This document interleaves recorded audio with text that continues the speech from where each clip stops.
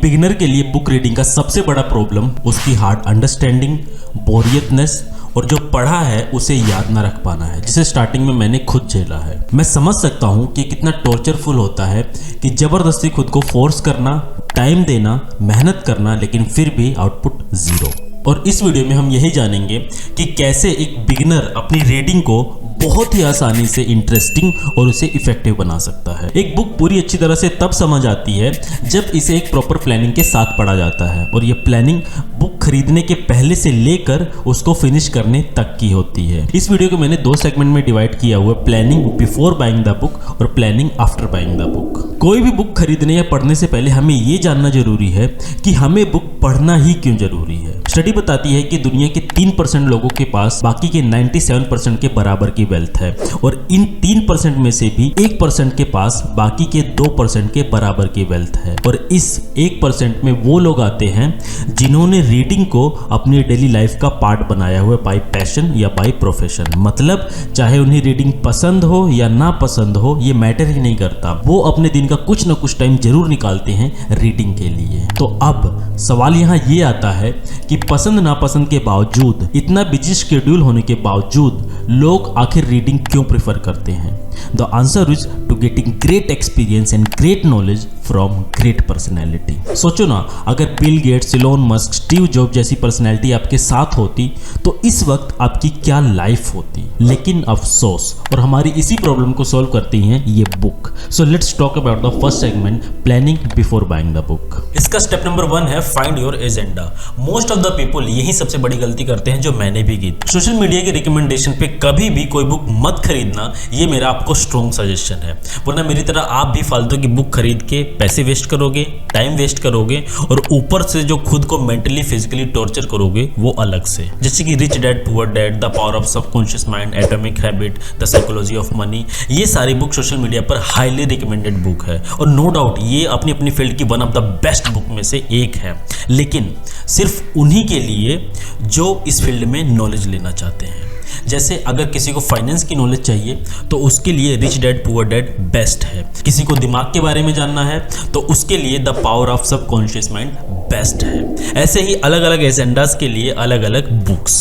सो कोई भी बुक खरीदने से पहले आपका एजेंडा क्लियर होना चाहिए कि आपको वो बुक क्यों चाहिए, क्योंकि जब आप एक एजेंडा या किसी गोल के साथ कोई बुक खरीदते हो तो उसके साथ आपको 2 इंपॉर्टेंट बेनिफिट मिलते हैं। पहला, मान लो अगर वो बुक किसी तरह आपका एजेंडा क्लियर नहीं कर पा रही है, आपने जिस पर्पज़ के लिए वो बुक ली है वो पर्पज़ उससे सॉल्व नहीं हो रहा है, तो आप उस बुक को छोड़कर अपना बहुत ज़्यादा टाइम सेव कर सकते हो और कोई दूसरी बुक सर्च कर सकते हो। और मान लो अगर उस बुक के 2 से 3 चैप्टर पढ़ने के बाद ही आपका एजेंडा क्लियर हो जाता है, आपका जो पर्पस था वो आपको मिल जाता है, तो भी आप अपना बहुत ज़्यादा टाइम सेव कर सकते हो। बेनिफिट नंबर 2, आपका एजेंडा और आपका गोल आपको मोटिवेट करता रहेगा उस बुक को पढ़ने के लिए जब तक वो चीज़ आपको उस बुक से मिल नहीं जाती।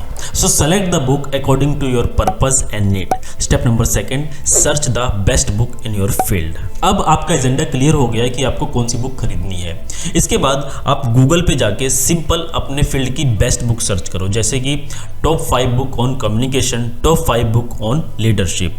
अब इनके रिव्यूज और समरीज के अकॉर्डिंग इन टॉप 5 बुक में से टॉप 3 बुक सेलेक्ट करो। स्टेप नंबर 3, जो 3 बुक आपने सेलेक्ट की है उनके राइटर्स को social media platform like YouTube, Instagram, Ted talk जैसे प्लेटफॉर्म पे सर्च करो और उनकी छोटी छोटी क्लिप्स को देखो, और जिस राइटर की लैंग्वेज आपको सबसे ज्यादा समझ आती है आप उस बुक को खरीद लो, क्योंकि ये राइटर अपनी डेली लाइफ में जिस लैंग्वेज और एक्सेंट का यूज करते हैं उसी में ये अपनी बुक भी पब्लिश करते हैं। अगर आपको इनकी लैंग्वेज पूरी अच्छी तरीके से समझ आ रही है तो डेफिनेटली आपको इनकी बुक पूरी अच्छी तरीके से समझ आने वाली है। सो अब इन 3 फिल्टर की हेल्प से आपके पास अब वही बुक है जो एक्चुअल में आपके पास होनी चाहिए, आपको पढ़नी चाहिए। बात करते हैं दूसरे सेगमेंट की, planning after buying the book में, जिसमें स्टेप 1 है बुक स्ट्रक्चर। अब मैं ये प्राउडली एक्सेप्ट करता हूं कि ये चीज मैंने 5 से 6 बुक खरीदने के बाद, ढेर सारा टाइम वेस्ट करने के बाद और खुद को मेंटली टॉर्चर करने के बाद सीखी है। कि हर एक बुक का एक स्ट्रक्चर होता है जो उस बुक को पढ़ने का, समझने का आइडिया देता है कि उस बुक को एक्चुअल में समझना कैसे है, उसको पढ़ना कैसे है। जैसे मैंने अभी ego is the enemy book start की है और इसी का एग्जांपल लेते हैं। ये बुक टोटल 3 पार्ट्स में डिवाइड है, एस्पायर, सक्सेस, फेलियर। एस्पायर में 10 चैप्टर, सक्सेस में 9 चैप्टर और फेलियर में टोटल 7 चैप्टर हैं।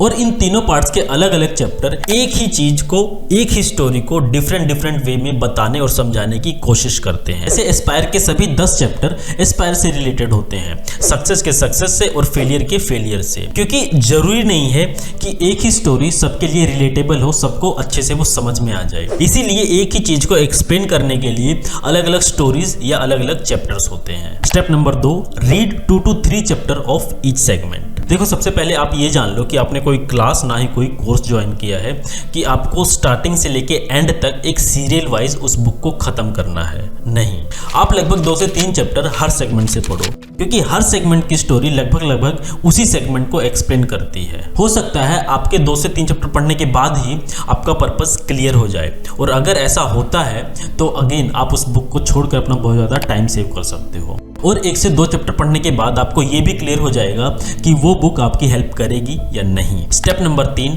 Find the moral story of each segment and apply them into your life. और यही इस वीडियो का सबसे मुश्किल और इम्पोर्टेंट पार्ट है। यूट्यूब वीडियोस, कॉन्फ्रेंस, पॉडकास्ट सिर्फ देखने और सुनने से कुछ नहीं होने वाला है जब तक आप इन्हें अपनी लाइफ में अप्लाई नहीं करते।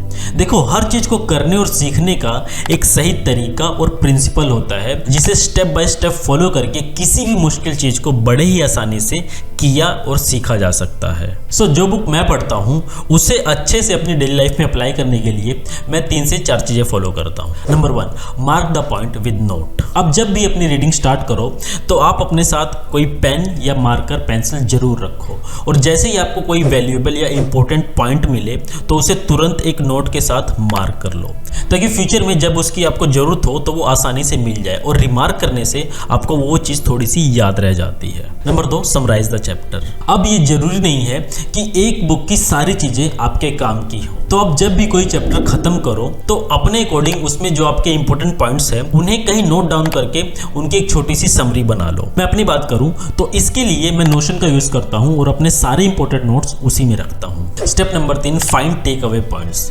अब जो आपने वो समरी बनाई है इंपॉर्टेंट नोट्स की, उसमें से टॉप 5 से 6 पॉइंट निकालो और उन्हें as a take away points की कैटेगरी में डाल दो, और कोशिश करो कि आप इन पॉइंट्स को अपनी लाइफ में अप्लाई कर सको। अब जरूरी नहीं है कि आप सभी चीजें एक साथ अप्लाई कर दो।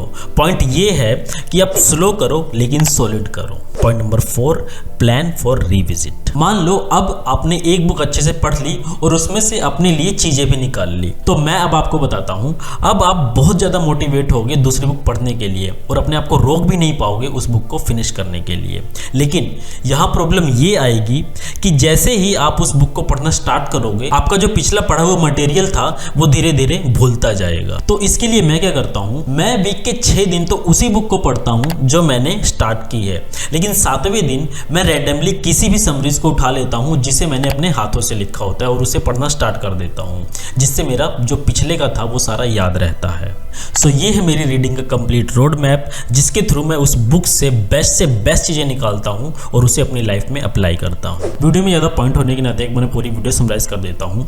3 step before buying the book and 3 step after buying the book. Before buying the book में number 1, find your agenda. Number 2, search top 3 books. Number 3, search their writers. After buying book में number 1, book structure. Number 2, read 2 to 3 chapter of each segment. Number 3, find the moral of each stories. इसमें total 4 chapter है। Mark the point, summarise the chapter, take away points, plan for revisit. देखो, दुनिया ना पूरी knowledge से भरी हुई है, इतनी सारी अच्छी बुक्स अवेलेबल है। अगर उनमें से आपने किसी एक बुक को, सिर्फ एक बुक की बात कर रहा हूं मैं, अगर एक बुक को भी अच्छे से पढ़कर उसे अपने लिए अप्लाई कर लिया ना, आपकी लाइफ बदल जाएगी। उम्मीद करूंगा ये वीडियो आपकी लाइफ में जरूर कोई वैल्यू ऐड करे। मैं मनोज भारद्वाज इस चैनल से आपकी एक बेहतर कल की उम्मीद करता हूं। अगर वीडियो पसंद आए तो please hit the like button and share.